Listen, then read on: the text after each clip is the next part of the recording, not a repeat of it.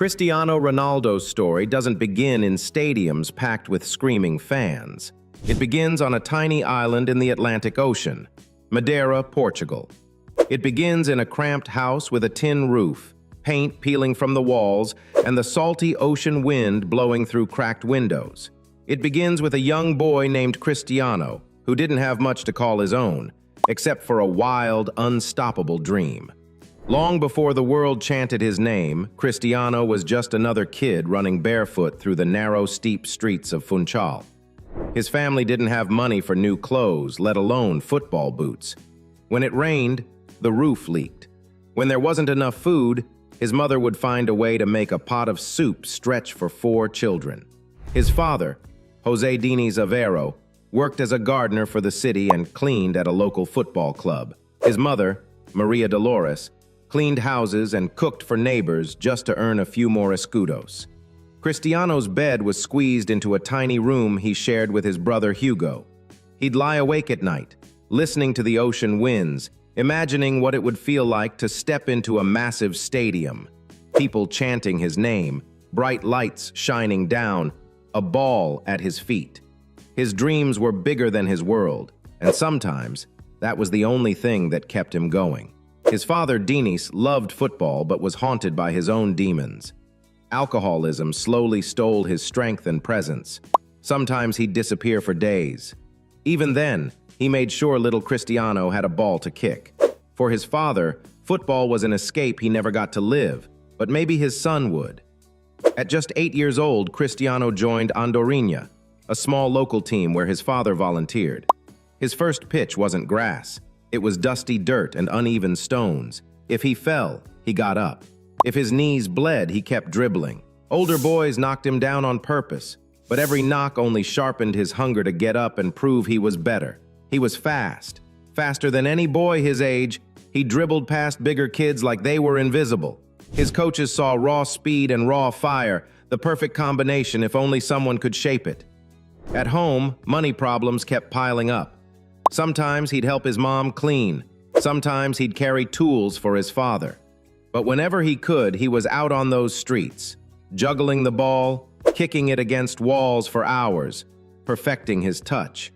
Football was all he knew, all he wanted. It was more than a game. It was his ticket out. His mother, Maria Dolores, once said she considered an abortion when she found out she was pregnant with him. She confessed this to him later in life. And instead of anger, Cristiano turned it into fuel. "She tried to abort me," he once told a reporter. "But God didn't want that to happen. That's why I'm here, to prove I was meant to live." When he turned 12, the opportunity of a lifetime came knocking. Sporting CP, one of Portugal's biggest clubs, wanted him in their academy. But that meant leaving Madeira, leaving his family, the island's salty breeze, his mother's cooking, the only life he'd ever known. His mother packed his small suitcase.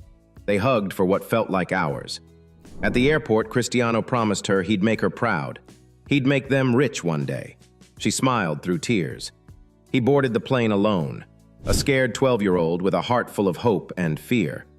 He didn't know it then, but this was the first real sacrifice in a life full of them.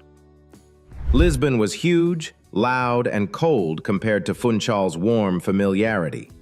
At the sporting academy, he was mocked for his Madeiran accent. Other boys called him Crybaby because he'd sob at night, longing for home. But when he stepped onto the pitch, the tears dried up. He was a beast on the ball, quick, ruthless, untouchable. While other kids snuck out for mischief, Cristiano was on the training ground alone. He'd run sprints, lift makeshift weights, and practice free kicks until the groundskeeper turned off the floodlights. He hated losing so much that if his teammates slacked off in practice, he'd get angry and train alone. Coaches noticed. Some thought he was too cocky, but one by one, they realized this wasn't arrogance, it was obsession. At 15, Cristiano's heart nearly ended everything. Doctors found he had a racing heartbeat, dangerous enough to stop him from playing forever. His mother wept when she heard the news. But Cristiano told her he'd be fine. He had to be fine. He underwent laser surgery to fix his heart. Just days later, he was back on the pitch, training as if nothing happened. Giving up was never an option. By 16, Sporting Lisbon's coaches knew they had something special. They put him in with the older boys, and he made them look foolish. He'd fake one way, burst the other, leaving defenders spinning. Word spread fast. There was a kid at Sporting who could do things others only dreamed of.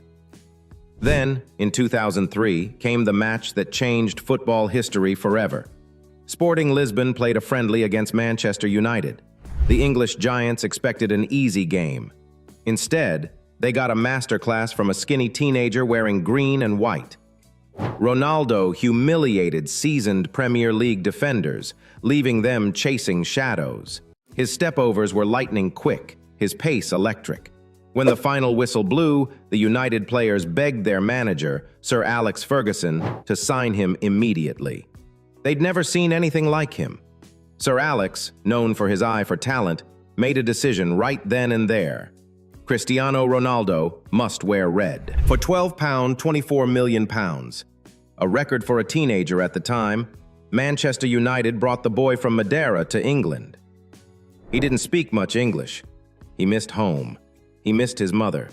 But when he pulled on the iconic number 7 shirt, the same one worn by George Best, Eric Cantona, David Beckham, he knew he had to be worthy of it. At United, Cristiano was a raw talent who dazzled crowds with flicks and tricks. But Sir Alex didn't want a showman, he wanted a champion. He told Ronaldo, "There's more to football than stepovers. End product wins games." Cristiano listened. He stayed behind after training when everyone else was gone. He'd take 100 free kicks until he got it right. He lifted weights, built his legs into pistons of power, and turned his skinny frame into a machine. Teammates mocked his vanity, his endless mirror checks, but when they saw him blow past them on the pitch, they realized it wasn't vanity, it was standards. In 2006, he faced one of his biggest tests. At the World Cup, England faced Portugal. During the game, Wayne Rooney, Cristiano's United teammate, got sent off after an incident with Ronaldo nearby. The English press turned on him viciously. They called him a cheat, a traitor.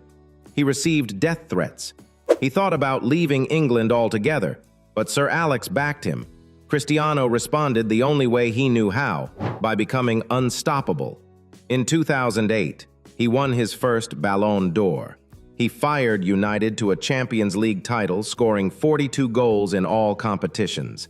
The boy who once played barefoot on Madeira's streets was now the best player in the world. In 2009, Real Madrid made him the most expensive footballer on earth, paying £80 million for the privilege. In Madrid, Cristiano transformed into a goal-scoring phenomenon. 451 goals in 438 matches. He broke records for fun. He won 4 Champions Leagues with Madrid. The Ronaldo versus Messi debate became football's eternal argument.